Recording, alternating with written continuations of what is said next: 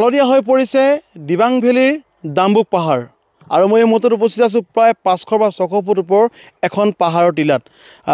কমলাৰ বাগান আৰু প্ৰথমে দৃশ্য দেখুৱাম হালধীয়া হৈ পৰিছে অৰুণাচলৰ ডাম্বুকৰ পাহাৰসমূহ আৰু এতিয়া ইয়াৰ যি হাজাৰ হাজাৰ পুৰা যি আপোনাৰ কমলা খেতিৰ সমূহ বৰ্তমান হালধীয়া ৰঙে এক অভূতপূৰ্ব নান্দনিক দৃশ্য সকলোৱে মন মুগ্ধ কৰিছে আৰু বিশেষকৈ শীতৰ সময়ত এই টেঙা মিঠা লগা এই ফলবিধ বিশেষকৈ অসমৰ লগতে বিভিন্ন ৰাষ্ট্ৰীয় আন্তঃৰাষ্ট্ৰীয় বজাৰসমূহত ভৰি পৰে বিশেষকৈ উত্তৰ পূবৰ ভিতৰত 95% এই কমলা অৰুণাচলৰ ভূমিত পোৱা যায় তাৰে কিন্তু ডাম্বুক পাহাৰৰ যি কমলা যি তাৰ সোৱাদ সেয়া সুকীয়া অনন্য আমি প্ৰথমতে দৃশ্য দেখুৱাইছোঁ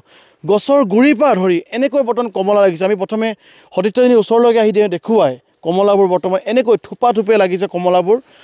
NKTVৰ জৰিয়তে আমি সমূহ দৰ্শকক যি কমলাৰ গছবোৰ কেনেকৈ বৰ্তমান হালধীয়াময় হৈ পৰিছে তাৰ দৃশ্য আমি দেখুৱাবৰ কাৰণে এই ডাম্বুকৰ আমি পাহাৰতে উপস্থিত হৈছোঁ সঁচাকৈ কমলাৰ ৰঙে যেন সকলো মানুহৰ এই মতো যেন মন মুগ্ধ কৰিব কিয়নো কমলা এবিধ অতিকে লোভনীয় ফল যি ফল দেখিলে হয়তো প্ৰতিজন মানুহৰে খাবলৈ মন যায় আৰু বিশেষকৈ কমলাৰ চাহিদা কিমান ইয়াৰ উপকাৰিতা কিমান সকলো মানে জ্ঞাত আমি এই ডাম্বুকৰ ভূমিত আমি ইয়াৰ দৃশ্য আমি দেখুৱাব আহিছোঁ আৰু ক'ব লাগিব এই কমলা খেতিৰে ইয়াৰ যি স্থানীয় লোকসকল আছে তেওঁলোকে এটা খুব অৰ্থনৈতিকভাৱে সবল হৈ পৰিছে কিয়নো বৰ্তমান সময়ত বজাৰৰ যি কমলাৰ দাম সেইটো সকলোৰে জ্ঞাত আৰু সেই দামৰ তুলনাত ইয়াৰ স্থানীয় লোকসকল বৰ্তমান তেওঁলোকে নিজে স্বাৱলম্বী হোৱাৰ উপৰিও আন 10জনকো তেওঁলোকে স্বাৱলম্বী পাত দেখুৱাব সক্ষম হৈছে সমান্তৰালকৈ কিন্তু আমাৰ অসমৰ যুৱকসকলো পিছ পৰি থকা নাই আমাৰ অসমৰ জোনাই যুৱকসকলে বিশেষকৈ অৰুণাচলৰ ভূমিত আহি তেওঁলোকে ইয়াৰ কমলাসমূহ ক্ৰয় কৰি অসমৰ লগতে বিভিন্ন প্ৰান্তলৈ তেওঁলোকে কমলা প্ৰেৰণ কৰিছে আৰু প্ৰেৰণ কৰাৰ ফলত তেওঁলোকেও অৰ্থনৈতিকভাৱে স্বাৱলম্বী হৈছে আমি পোনপটীয়া দৃশ্যত আমি দেখুৱাইছোঁ এনেকৈ বৰ্তমান ডাল ভৰি ভৰি লগা যিবিলাক কমলা আমাৰ জোনাই যুৱকসকলে বিশেষকৈ ইয়াত আহি তেওঁলোকে বেপাৰ আৰম্ভ কৰিছে ইয়াৰ কমলা নি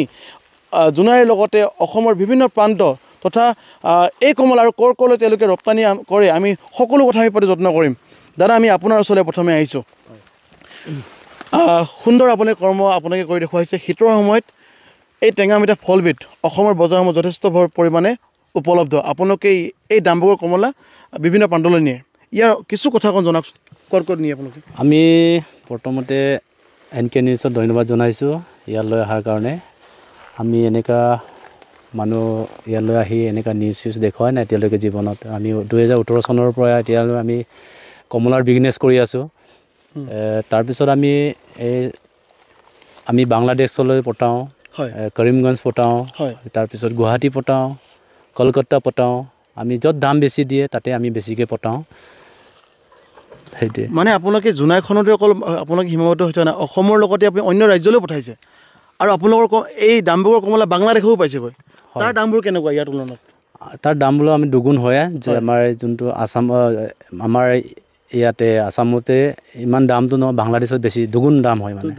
সেইকাৰণে তালৈ পঠোৱা হয় বেছিকৈ আপোনাৰ লগত কিমান আমাৰ যুৱক চাম দৰকাৰ জড়িত হৈ আছে আপোনাৰ লগত আমাৰ ইয়াত 300-400জনমান যুৱক এনেকৈ আমি জড়িত ৰাখিছোঁ আমি কিবা কৰিবলৈ কাৰণে ছিঙিবলৈ কাৰণে বাগানত ৰখিয়াৰ কাৰণে এনেকুৱা বাগান আমাৰ অসমৰ মানে 300-400জনমান আমাৰ যুৱক আছে ইয়াত আপোনালোকে আপুনি অকলে কৰিছেনে আপোনাৰ লগত অন্য কোনো আৰু মোৰ লগত জড়িত আছে আৰমান হয় জোনাৰ ল'ৰা আমি 2018 চনৰ পৰা দুজনে একেলগে কাম কৰি আছোঁ বন্ধুত্বপূৰ্ণভাৱে কাম কৰি গৈছে আমি কাম কৰি আছোঁ আমি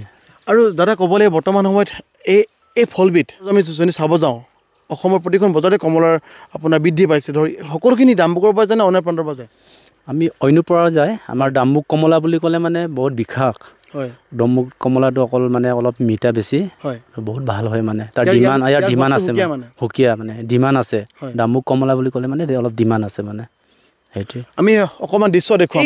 আচলতে এনেধৰণৰ দৃশ্যবোৰ দেখিবলৈ খুব দুৰ্লভ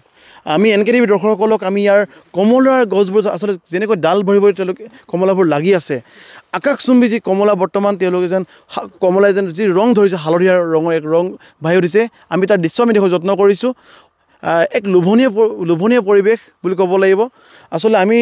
দোকানসমূহ আমি যেনে কিনি খাওঁ কিন্তু ইয়াৰ যিটো গছৰ যিটো লাগি থকা যি আমি দৃশ্য সঁচাকৈ এই মুহূৰ্তত যেন ক'ব লাগিব আমি যদি এইফালে অকণমান দেখুৱাওঁ এনেকৈ বৰ্তমান দাদা আমি আপোনাৰ পৰা আৰু এটা কথা শুনিব বিচাৰিছোঁ আপোনালোকৰ এই যিখন কমলাৰ বাগান ইয়াত কিমান পুৰা ইয়াত আপোনালোকৰ মাটি আছে আমাৰ একচুৱেলি আমাৰ মাটি নাই হয় আমি ফাৰ্মাছৰ পৰা লওঁ হয় ইয়াতে কমচে কম 3.5 পুৰামান আছে ইয়াতে এটা বাগানত 3.5 পুৰা হয় বাকী আছে এনেকৈ 13 পুৰা 14 পুৰা সব বাগানটো আমি এনেকৈ লওঁ এনেকৈ হয় ইমান পুৰা ইয়াত কিমান জোপা গছ আছে আপুনি অনুমান কৰিব ইয়াত 700 জোপামান আছে 700 জোপা এনেকৈ বৰ্তমান ডালভৰি লাগি আছে কমলা চব ডালবোৰে লাগি আছে কমলা হয় এই আমি ডাম্বুকৰ পৰা আমি কিছু দৃশ্য দেখুৱাব যত্ন কৰিছোঁ এতিয়া ডাম্বুকৰ পাহাৰসমূহ হালধীয়াময় হৈ পৰিছে আৰু ডাম্বুকৰ যি